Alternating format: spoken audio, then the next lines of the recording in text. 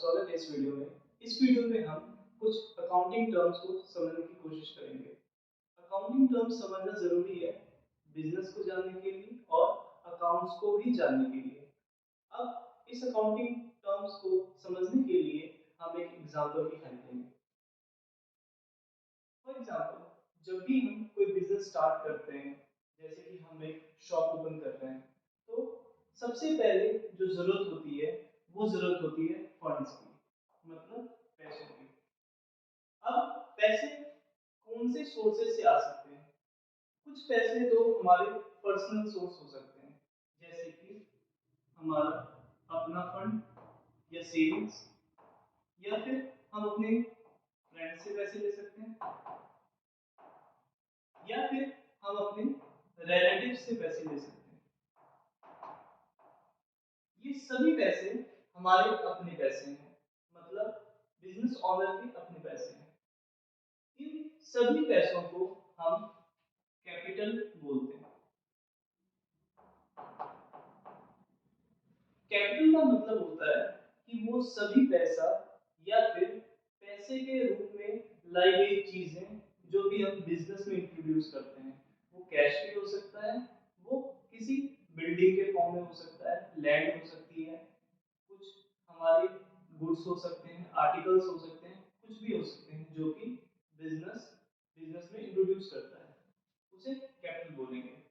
अब कई बार ऐसा होता है कि बिजनेस स्टार्ट करने के लिए कुछ फंड्स की हमें ज़्यादा ज़रूरत पड़ती है जो कि हमारे पास ना हो।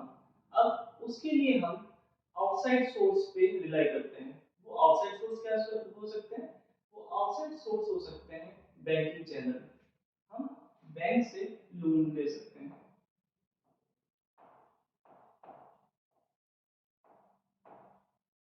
तो एक तो फंड हमारे अपने हो गए, इनसाइड फंड या फिर ऑनर्स फंड, और एक फंड हो गए हमारे जो आउटसाइड सोर्स से आए हैं, उनको हम बोलेंगे बैंक लोन। अब हमने एक बार बिजनेस में फंड इंट्रोड्यूस कर दिया, अब हम बिजनेस की एक्टिविटीज करना स्टार्ट करेंगे। बिजनेस चलाने के लिए हमें सबसे पहले ये जानना है कि हम किस चीज का बिजनेस कर रहे हैं। फॉर एग्जाम्पल, हम फर्नीचर की शॉप अगर हमने ओपन किया है, तो फर्नीचर का बिजनेस करने के लिए हमें रॉ मटेरियल चाहिए, जैसे कि वुड्स। जो भी हमें रॉ मटेरियल चाहिए अपने बिजनेस को चलाने के लिए, उसे हम बिजनेस के टर्म्स में बोलते हैं गुड्स। तो इस केस में जो गुड्स हमें चाहिए, उसे हम कहेंगे गुड्स। ये गुड्स जो है हम अपने सप्लायर से परचेज करते हैं, मतलब सप्लायर जो है हमें प्रोवाइड करेगा गुड्स। सप्लायर को हम अकाउंटिंग के टर्म में बोलते हैं क्रेडिटर्स।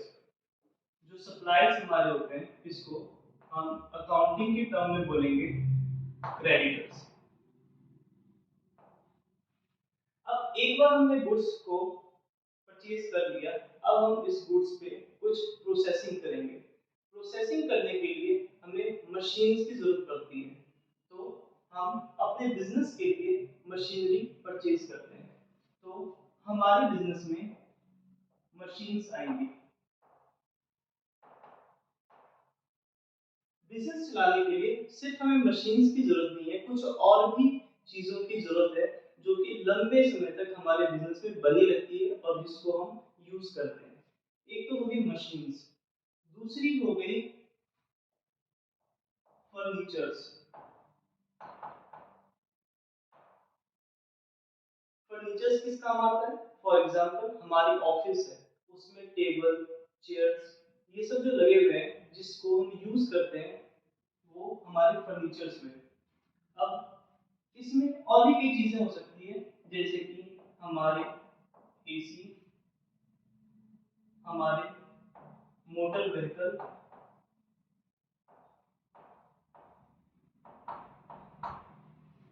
ये सभी चीजें जो है, ये हमें बिजनेस को रन करने में हेल्प करती हैं।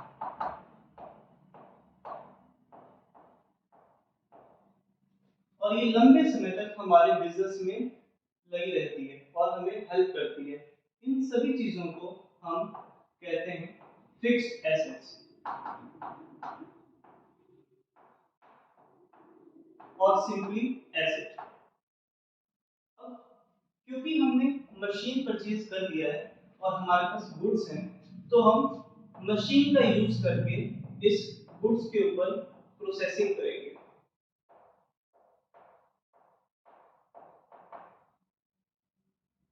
प्रोसेसिंग करने के बाद हमारे पास जो निकल के आएगा उसे हम कहते हैं फिनिश्ड गुड्स।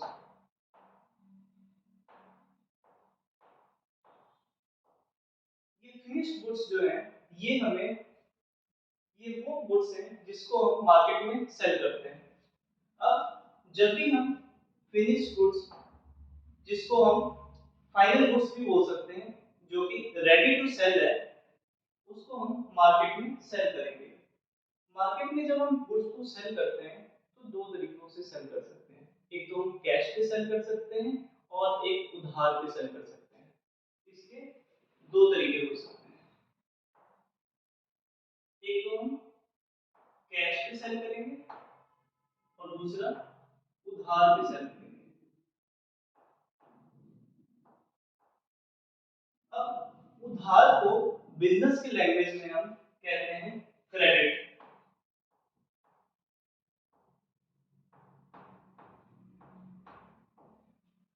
तो हमने अब तक समझा कि हमने गुड्स खरीदा अपने सप्लायर से, जिसको क्रेडिटर्स भी कहते हैं। गुड्स के ऊपर हमने प्रोसेसिंग की मशीन की हेल्प से, उसको हमने फिनिश गुड्स या फाइनल गुड्स प्रोड्यूस किए और उसको हमने मार्केट में सेल किया दो तरीकों से, या तो कैश में या क्रेडिट पे। अब जब हम गुड्स को क्रेडिट पे सेल करते हैं अपने कस्टमर को, तो हम अपने अकाउंट्स में उसको रिकॉर्ड करते हैं। कस्टमर के नाम को हम अपने बुक्स में रिकॉर्ड करते हैं कि हमने इन लोगों से पैसे लेने हैं। इन कस्टमर को बिजनेस के लैंग्वेज में बोला जाता है डेटर्स। इनको बोला जाता है डेटर्स। तो अब तक हमने कौन से टर्म्स को समझा? हमने एक तो टर्म समझा है कैपिटल, दूसरा हमने समझा है बैंक लोन, जिसको आउटसाइड फंड भी बोलते हैं,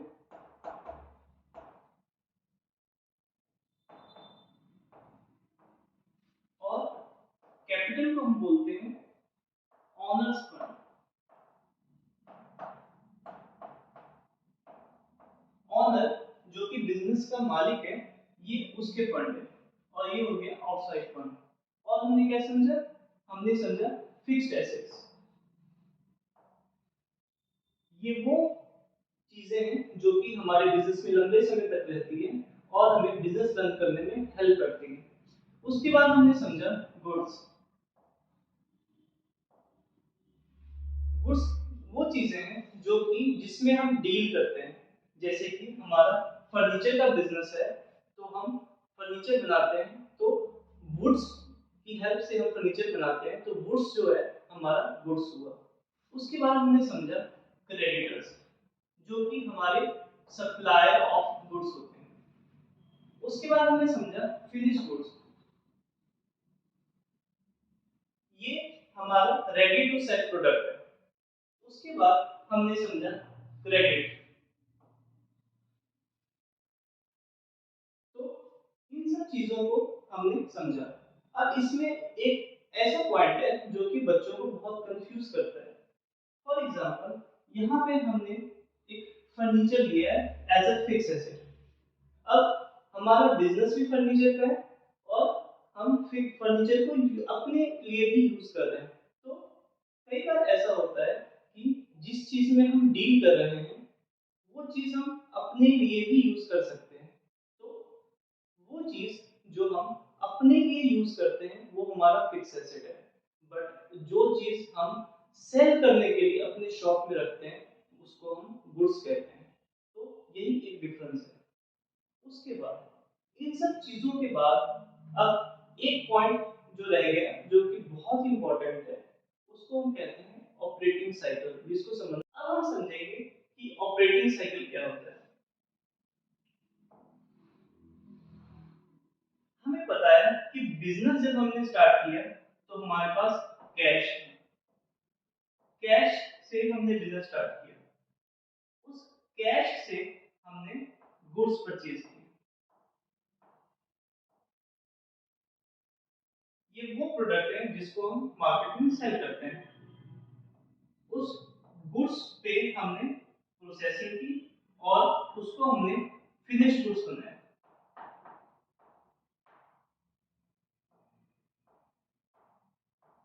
फिनिश गुड्स का मतलब होता है प्रोडक्ट रेडी टू सेल। इस फिनिश गुड्स को जो है हमने मार्केट में सेल किया। जब हमने इस गुड्स को मार्केट में सेल किया तो कई बार हमने कैश पे किया और कई बार क्रेडिट पे किया। अगर मान लेते हैं कि हमने क्रेडिट पे सेल किया तो हमारे डेटर्स क्रिएट हुए,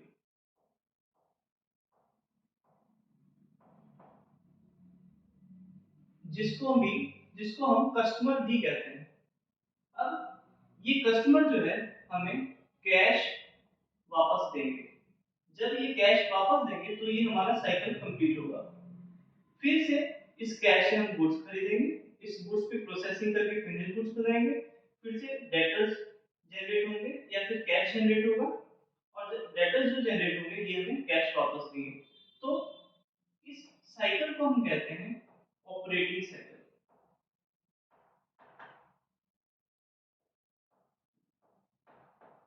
ऑपरेटिंग साइकिल का बेसिक मीनिंग है कि हम बिजनेस में कितने टाइम ड्यूरेशन में कैश से दोबारा कैश बना रहे हैं।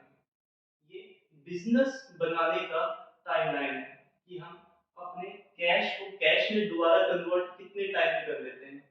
कुछ बिजनेस में ये शॉर्ट टर्म का हो सकता है, कुछ बिजनेस में ये काफी लॉन्ग टर्म का होता है। जनरली ये 1 ईयर का होता है या 6 मंथ्स का होता है। बट जैसे कुछ ऐसे बिजनेस है जैसे कि कंस्ट्रक्शन बिजनेस जिसमें ये 2 to 3 इयर्स का भी या 5 to 6 इयर्स का भी हो सकता है। तो इस तरीके से हमने बिजनेस के कई टर्मिनोलॉजीज को समझा और इस तरीके से हम इन टर्म्स को समझ के हम बिजनेस की बेसिक अंडरस्टैंडिंग ले सकते हैं। तो इस तरीके से इस क्लास को मैं एंड करता हूँ। अब हम नेक्स्ट वीडियो में मिलेंगे नेक्स्ट टॉपिक के साथ। तब तक के लिए धन्यवाद।